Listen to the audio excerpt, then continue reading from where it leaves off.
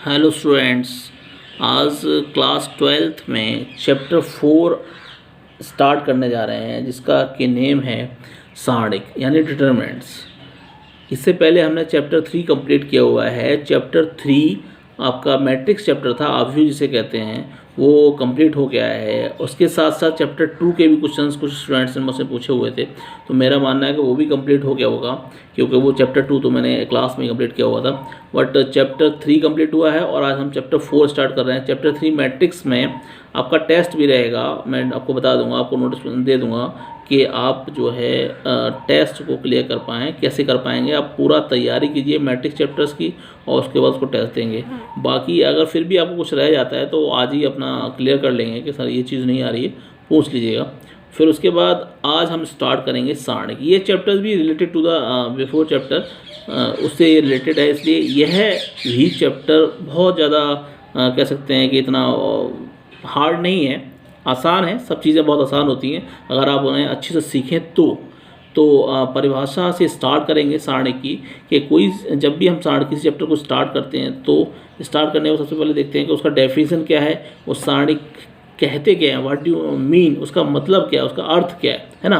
तो स्टार्ट करते हैं सारणिक। सारणिक एक विशिष्ट प्रकार का बीजीय व्यंजक है जिसमें प्रयुक्त की गई राशियों अथवा अवयवों की संख्या पूर्ण वर्ग रहती है। इन राशियों को प्राय एक वर्गाकार विन्यास में लिखकर उसे अगल बगल दो ऊर्ध्वाधर सीधी रेखाएं खींच दी जाती हैं, सारणिक कहलाता है। बहुत आसान है ना स्टूडेंट्स। देखिए, बहुत मैंने पढ़ दिया है, तो सर पढ़ दिया, इसमें क्या समझ में नहीं आया, दोबारा कर दूँ, बहुत आसान सी चीज़ है। देखिए, सारणी के विशिष्ट प्रकार का बीजीय व्यंजक है। बीजीय व्यंजक समझते हैं ना, एल्जेब्रिक एक्सप्रेशंस से हम पढ़ते आ रहे हैं क्लास 6-7 x² + 2x + 3, ये सब एल्जेब्रिक एक्सप्रेशंस है ना। तो एल्जेब्रिक एक्सप्रेशंस ही हैं, एल्जेब्रिक एक्सप्रेशंस के फॉर्म में आ जाता है जिसमें प्रयुक्त की राशियाँ अथवा अवयव, मतलब जो उसके अवयव हैं, जो उसकी एलिमेंट्स हैं, वो अगर उनको काउंट किया जाए, वो उनको काउंट किया जाए, ना कि उनको अगर काउंट किया जाए तो काउंट करने पर जो संख्या मिलती है वो कैसी होती है, पूर्ण वर्ग रहती है। ये इंपॉर्टेंट है, ये काफ़ी इंपॉर्टेंट है कि उनकी जो नंबर ऑफ एलिमेंट्स हैं, उनकी जो संख्या है वो हमेशा पूर्ण वर्ग ही होती है। इन राशियों को प्राय एक वर्गाकार विन्यास में लिखकर उसे अगल बगल दो ऊर्ध्वाधर सीधी रेखाएं खींच दी जाती हैं, सारणिक कहलाता है ना। तो एग्जाम्पल के द्वारा समझाएंगे। जैसे ये 1 4 5 7 4 8 1 4 5 7 4 8 9 1 6 7 ये है एक डिटरमिनेंट्स। अब इसके अगल बगल में मैंने दो रेखाएं खींच दी, मतलब वही मैंने कहा ऊर्ध्वाधर का मतलब सीधी खड़ी हुई। ऊर्ध्वाधर का मीन्स क्या है, सीधा खड़ा हुआ। तो मैंने रेखाएं खींच दी और इसका ऑर्डर क्या है, 3 क्रॉस 3 रोज हैं और 3 ही कॉलम्स हैं। 3 रोज हैं और 3 कॉलम्स हैं, क्लियर है ना। तो और अच्छा है कितने, 1 2 3 4 5 6 7 8 9 9 कितने अवयव कितने हैं, 9। तो 9 कैसा होता है, पूर्ण वर्ग होता है ना। 9 कैसी संख्या होती है, पूर्ण वर्ग होती है। तो याद रखना कि ये हमेशा जो भी एलिमेंट्स को अगर काउंट करेंगे तो काउंट करने पर जितने भी एलिमेंट्स आते हैं वो हमेशा पूर्ण वर्ग ही होंगे, मतलब उनकी जो संख्या है वो पूर्ण वर्ग संख्या होगी, कंप्लीट नंबर। तो आपको पता है पूर्ण वर्ग क्या होता है, जैसे 4 है, जैसे 9 है, जैसे 16 है, 25 है, 36 है, ये सब पूर्ण वर्ग संख्या है ना। तो इस तरह रहता है। अब आप कहेंगे सर ये मैट्रिक्स से कैसे रिलेटेड है। मैट्रिक्स में क्या होता था कि इसमें और उसमें अंतर भी समझ लीजिए कि क्या है कि मैट्रिक्स में क्या होता था कि वहाँ रोज़ और कॉलम्स अलग अलग हो जाते थे। रोज़ 2 या कॉलम्स 3, रोज़ 1 या कॉलम्स, और कुछ भी हो जाता था। और स्क्वायर मैट्रिक्स भी रहता, वर्ग आव्यूह जिसे हम कहते थे कि वहाँ वर्ग आव्यूह में समान रोज़ और समान कॉलम होते थे, बराबर, मतलब रोज़ और कॉलम्स की संख्या जो है समान हुआ करती थी। तो सिर्फ यहाँ डिटरमिनेंट्स में क्या है कि यहाँ सिर्फ ये है कि जब भी हम कोई डिटरमिनेंट्स लेंगे तो उसमें रोज़ और कॉलम्स कैसे होंगे, इक्वल होंगे बस। यानी 3 क्रॉस 3 का है या 2 क्रॉस 2 का है, मतलब इस तरह रहेगा, या 4 क्रॉस 4 का है, ऐसे ये मैट्रिक्स से यहाँ समानता है। तो स्क्वायर मैट्रिक्स जितने भी हुआ करते थे वो इसी ऑर्डर के हुआ करते थे, है ना। तो बस ये है, वहाँ पर इस तरह का कॉलम यूज़ किया करते थे हम, इस तरह का कॉलम यूज़ किया करते थे। बट हम यहाँ इस तरह का कॉलम यूज़ कर रहे हैं, केवल एक 2 खड़ी हुई लाइनें हैं, ओके, जिसे हम ऊर्ध्वाधर रेखाएं कहते हैं। तो इस तरह का ये है आपके 2 एग्जाम्पल्स और ये आपका हो गया डेफिनेशन। तो बहुत आसान है, कुछ नहीं है। एलिमेंट्स को हम 2 लाइनों के बीच में लिखते हैं और जब भी हम काउंट करें तो कैसे आना चाहिए, पूर्ण वर्ग होना चाहिए, सीधी खड़ी हुई लाइनें जिसे हम ऊर्ध्वाधर रेखाएं कहते हैं। विशिष्ट प्रकार का बीजीय व्यंजक प्राप्त हो जाता है। बस वही क्या है, सारणिक है। तो ये तो हो गया डेफिनेशन और उसके एग्जाम्पल, समझ में आ गया सारणिक क्या होता है। बट अब आगे देखिए जरा, अब हम आते हैं सारणिक के मान पर, वैल्यू फाइंड करना, किसी भी सारणिक का वैल्यू फाइंड करना। अब फाइंड करना ये सबसे इंपॉर्टेंट है, अब स्टार्टिंग है तो वैल्यू कैसे फाइंड करना किसी भी सारणिक की। तो एक एग्जांपल हमने ले लिया है, बट यहाँ पर हमने एक्चुअली में ये थोड़ा सा यहाँ आपको ऐसा लग रहा होगा, लेकिन मैं आपको समझा देता हूँ। 1, उसके बाद ये लिखा है 2, उसके बाद 3, ये 4, ये 5, ये 6, 7, 8, 9 ये लिखा हुआ है ना। अब ये 1 2 3 4 5 6 7 8 9 लिखा हुआ, एक बार इसे काट देते हैं, कुछ खास समझ नहीं आ रहा, वो थोड़ा सा मिस्टेकली हो गया है। 1 2 3 4 5 6 7 8 9 ये है हमारा मैट्रिक्स, वहाँ पे थोड़ा सा। अब ये मैट्रिक्स है, अब इसे इसका वैल्यू फाइंड करना है हमें। तो आपको ये ध्यान रखना है कि वैल्यू फाइंड करने के लिए एक डायरेक्टली फार्मूला है, उसको हम बता भी देंगे। और फार्मूला है क्या, अगर रोज या कॉलम्स किसी भी एक रो, ओनली वन, एक रो या एक कॉलम्स को लेकर हम उसकी वैल्यू फाइंड कर सकते हैं, उसका मान निकाल सकते हैं। और वो कोई भी रो और कोई भी कॉलम हो सकता है, जरूरी नहीं कि हम जो ले रहे हैं वही हो। आप अगर दूसरी रो लेना चाहते हैं तो दूसरी रो भी मिल जाएगी, तीसरी लेना चाहते हैं तीसरा कॉलम, दूसरा कॉलम या फर्स्ट कोई भी कॉलम ले सकते हैं और उसके आधार पर निकाल सकते हैं। अब मैं आपको कैसे बताता हूँ, जैसे ये फर्स्ट रो हमने ली है 1 2 3, ये इसके आधार पर निकालेंगे। ये पंक्ति है, पहली पंक्ति रो जिसे कहते हैं, हमने ले ली। तो सबसे पहले क्या करते हैं, ये हमने उठाया 1, यहाँ 1 लिखा। अब 1 के सामने ये रोज़ है पूरा, और 1 के सामने ये कॉलम है, बस ये रोज़ और ये कॉलम क्या है, छोड़ दिया हमने, क्या कर दिया, छोड़ दिया। तो क्या बचा 5 6 8 9, क्या बचा 5 6 8 9, वो हमने यहाँ पे नोट कर लिया, यहाँ पे इस तरह 5 6 8 9, क्लियर। उसके बाद पहला फर्स्ट तो पॉजिटिव होता है, सेकंड जब करते हैं तो नेगेटिव। 1 के बाद क्या आ रहा है इस रो में 2, ये रो लिया ना 2, तो 2 और 2 के साथ 2 की रोज़ को छोड़ देना है और 2 के कॉलम्स को छोड़ देना है। तो क्या बचा, इनको इसको छोड़ दिया, 4 6 7 9, वो हमने यहाँ नोट कर दिया 4 6 7 9, क्लियर स्टूडेंट्स, बहुत आसान है ना। अब उसके बाद थर्ड आपका आता है 3, पॉजिटिव नेगेटिव पॉजिटिव, 3 हो गया। अब 3 में 3 वाली है, तो 3 की रो ये वाली और कॉलम ये वाला, तो क्या बचा 4 5 7 8, तो हमने लिख दिया 4 5 7 8, ओके, बस स्टार्ट कर दिया। अब इसको क्या है, जैसे ये सेम लिखा है ना, इसको क्या किया, ये 1 लिखा हुआ है यहाँ पे दिख रहा है आपको ना, 1 ले लिया। अब यहाँ क्या करना है, इसका ऐसा मल्टीप्लाई, 4 5 9 जा 45 और 8 6 जा 48, माइनस बीच में यूज करते हैं, ये इसका मल्टीप्लाई करके माइनस लगा के फिर इसका मल्टीप्लाई करके लिखते हैं। फिर सेकंड वाला 2 है तो 2 नोट है ना। 4 9 जा 36, 7 6 जा 42, वैसे ही जैसे इसमें नोट किया था, ऐसे 4 8 जा 32, 7 5 35 इसमें नोट किया था। पॉजिटिव नेगेटिव पॉजिटिव, इसको ले लिया, 45 minus 48 minus 3, 36 minus 42 minus 6 and 32 minus 35 minus 3, okay. 3 3 जा 9, 2 6 जा 12 और 3 1 जा 3, ये नेगेटिव, ये भी नेगेटिव आने वाला है, ये पॉजिटिव हो जाएगा, नेगेटिव नेगेटिव पॉजिटिव। तो इस तरह हमें ये वैल्यू यहाँ से फाइंड हो जाएंगे, ठीक है। अब देखिएगा जरा, तो फर्स्ट वैल्यू हमारा कितना आया -3 और फिर 12 फिर -9, तो 12 माइनस 12 कितना हो गया 0। तो ये वैल्यू हमें यहाँ फाइंड हो गया किसी भी मैट्रिक्स का 0। जैसे हमारा मैट्रिक्स था उसका 0 हो गया, कुछ और मैट्रिक्स होता था कुछ और वैल्यू आता।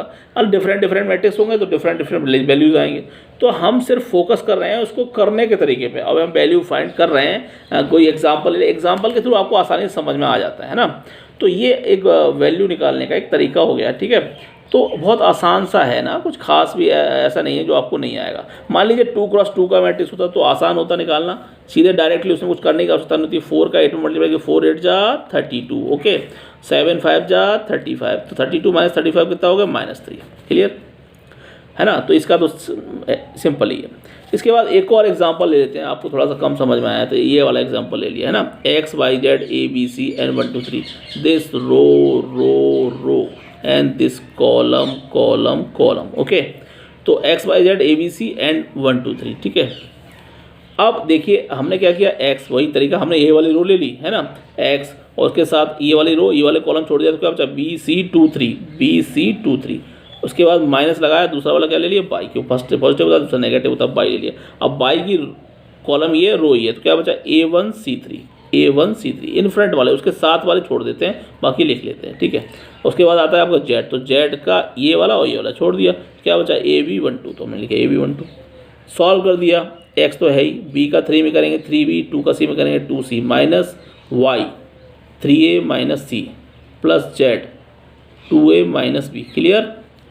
एक्स का इसके अंदर मल्टीप्लाई कर दिया, वाई का इसके अंदर मल्टीप्लाई कर दिया, जेड का इसके अंदर मल्टीप्लाई कर दिया, सभी ब्रैकेट्स में बाहर से मल्टीप्लिकेशन दे दिया। अब ब्रैकेट से मल्टीप्लाई दे दिया तो क्या बचा 3vx माइनस 2cx, दिख रहा है आपको, मल्टीप्लाई करना तो आता है, minus 3ay minus minus plus हो गया, यानी नेगेटिव नेगेटिव पॉजिटिव बनेगा cy 2az माइनस bz, यही इसका वैल्यू फाइंड हो गया। तो मैंने आपको 3 एग्जांपल्स दिए, एक एग्जांपल नहीं दिया, वैल्यू फाइंड करने के लिए मैंने आपको यहाँ 3 एग्जांपल्स दिए। आप आसानी से सीख गए होंगे कैसे वैल्यू फाइंड किया जाता है। अगर मैं सिंगली एक एग्जांपल देता तो शायद समझ में ना आता। अब तो मेरा मानना है कि समझ में आ गया होगा, बट फिर भी आपको प्रॉब्लम हो तो आप पूछ सकते हैं मुझसे, ठीक है।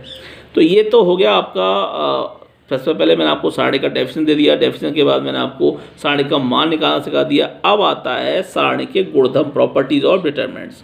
अब प्रॉपर्टी और डिटरमिनेंट्स में क्या है, प्रॉपर्टीज़ आप लर्न करनी पड़ेंगे, आपको नोट करते जाइए, वीडियो को पॉज करके उसे नोट कर लीजिए। प्रॉपर्टीज़ आप लर्न करते रहेंगे, लर्न कर लेंगे तो आपको क्वेश्चंस करने में, सॉल्व करने में प्रॉब्लम नहीं होगी, इसलिए हमने यहाँ प्रॉपर्टीज़ को डिफाइन कर रहे हैं। सबसे फर्स्ट प्रॉपर्टी है हमारी, यदि सारणी के स्तंभ को पंक्ति या पंक्ति को स्तंभ में परिवर्तित कर दिया जाए तो सारणी के मान में कोई परिवर्तन नहीं होता। बहुत आसान है, अगर सारणी के स्तंभ को पंक्ति में या पंक्ति को स्तंभ में परिवर्तित कर दिया जाए, समझ रहे ना, तो उसके मान में कोई परिवर्तन कर दिया जाए तो उसके सारणी के मान में, मतलब वैल्यू उसका जो फाइंड करेंगे दोनों कैसा आएगा, सेम ही आएगा। एक एग्जांपल देते हैं, समझ में आएगा। जैसे ये देखिए जरा बेटा स्टूडेंट्स, देखिए ये लिखा हुआ है एक सारणी 1 2 3 4 5 6 7 8 9। अगर हम क्या करें कि ये 1 2 3 को मैंने, ये रोज़ हैं, ये क्या है रोज़, अभी यहाँ पे रोज़ है ना, इन रोज़ को कॉलम बना दिया। क्या बना दिया, ये 1 2 3 यहाँ ऐसे कॉलम में आ गया, ये 4 5 6 रोज़ था वो भी कॉलम बन गया, तो 7 8 9 रोज़ था वो भी कॉलम बन गया, कॉलम बन गया ना। तो ये रोज़ जो कॉलम में बदल गए, कॉलम में बदलने के बाद अगर हम इसका वैल्यू फाइंड करें उसी मेथड से, जो अभी 3 एग्जांपल्स हमने दिए थे, तो उस मेथड से इसका वैल्यू फाइंड करें, उसी मेथड से इसका वैल्यू फाइंड करें, तो दोनों कैसे आएंगे, सेम आएंगे, दोनों का वैल्यू कैसा आएगा, इक्वल आएगा। ये प्रॉपर्टी नंबर 1 कहती है। समझ आ गया ना स्टूडेंट्स। तो जब भी ऐसा मिले आपको रोज़ कॉलम में या कॉलम रोज़ में चेंज करने पड़े तो दोनों का वैल्यू सेम आने वाला है, उसमें ये करने की आवश्यकता नहीं है कि उनका डिफरेंट वैल्यू होगा जिससे उसमें कोई भी प्रॉब्लम क्रिएट होगी, ऐसा कुछ नहीं होगा। ओके, तो ये फर्स्ट प्रॉपर्टीज क्लियर हो गई। उसके बाद सेकंड प्रॉपर्टी आपकी आती है, यदि सारणी के 2 पंक्ति अथवा स्तंभ को आपस में बदल दिया जाए तो सारणी का चिन्ह परिवर्तित हो जाता है। देखिए डेल्टा है, ये डेल्टा नोट करते हैं हम सारणी को, जैसे ABCDEFGHI, ये एक सारणी है, ठीक है, ये रोज़ हैं, ये कॉलम्स हैं। क्या कहा, ये सारणी के 2 पंक्ति अथवा 2, ये शब्द है ना 2 पंक्ति, मतलब ABC और DEFGHI ली, अब 2 पंक्ति ले ली। यहाँ देखो ABC लिखा है, GHI और DEF, तो GHI वाला जो रो है वो DEF की जगह पहुँच गया, देखो, और DEF वाला जो रो है वो कहाँ पहुँच गया, GHI की जगह, मतलब आपस में इंटरचेंज हो गए, R1 R2 R3, R1 तो अपनी जगह, R3 कहाँ पहुँच गया, R2 की जगह, और R2 कहाँ पहुँच गया, R3 की जगह, मतलब आपस में चेंज हो गए ना, 2 पंक्ति बदल गई। अब 2 पंक्ति बदल गई तो बस सिर्फ क्या होगा, इसके चिन्ह में परिवर्तन हो जाता है। ये जो पॉजिटिव होता है वो यहाँ क्या हो जाता है, नेगेटिव, और नेगेटिव हो तो क्या हो जाता है, पॉजिटिव। अगर ये नेगेटिव होता तो क्या हो जाता है, पॉजिटिव, है ना। तो इस तरह हो जाता है, अगर हम 2 चेंज करें तो नेगेटिव नेगेटिव पॉजिटिव भी हो जाता है। क्लियर। तो ये पोजीशन हो गई कि कोई भी हम, ये पंक्ति से ही मतलब नहीं, स्तंभ भी अगर आपस में बदलें तो स्तंभ से भी ऐसा ही होगा। तो ये ध्यान रखना है कि 2 पंक्ति या 2 स्तंभ को आपस में बदलने पर उसके चिन्ह में परिवर्तन आ जाता है। क्लियर हो गया स्टूडेंट्स, बहुत आसान है।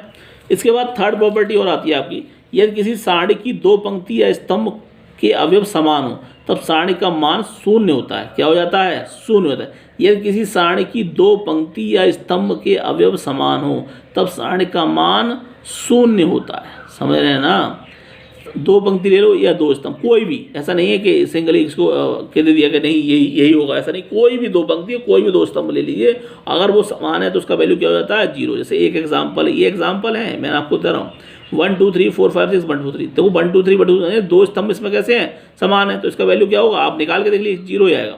अब ABCDEF ABC, मतलब 2 रोज यहाँ कैसी हैं, समान है, तो इसके वैल्यू भी क्या आएंगे, इसका वैल्यू जब फाइंड करेंगे तब भी क्या आएगा, 0 आएगा। तो ये प्रॉपर्टी है कि 2 स्तंभ या 2 रोज समान होंगे। यही जरूरी नहीं कि यही वाली हो, ऊपर नीचे वाली, बराबर वाली भी हो सकती है, इसकी ये बराबर वाली भी हो सकती है, कोई भी कहीं भी हो सकती है। अगर 2 समान है किसी सारणी में तो आपको बिना निकाले ही आप कह सकते हैं कि इसका वैल्यू 0 ही होगा। तो ये हो गया हमारा थर्ड प्रॉपर्टी। और भी तीन चार प्रॉपर्टी हैं, वो मैं आपको नेक्स्ट लेक्चर वीडियो में दूंगा। आज आपको क्या करना है कि ये जो मैंने आपको डेफिनेशन बताई, डेफिनेशन के बाद आपको सारणी का मान निकालना सिखाया, उसके बाद मैंने सारणी के गुणधर्म बताए, और गुणधर्म में आपने 3 गुणधर्म पढ़ लिए, प्रॉपर्टी और डिटरमिनेंट्स में 3 प्रॉपर्टीज पढ़ ली।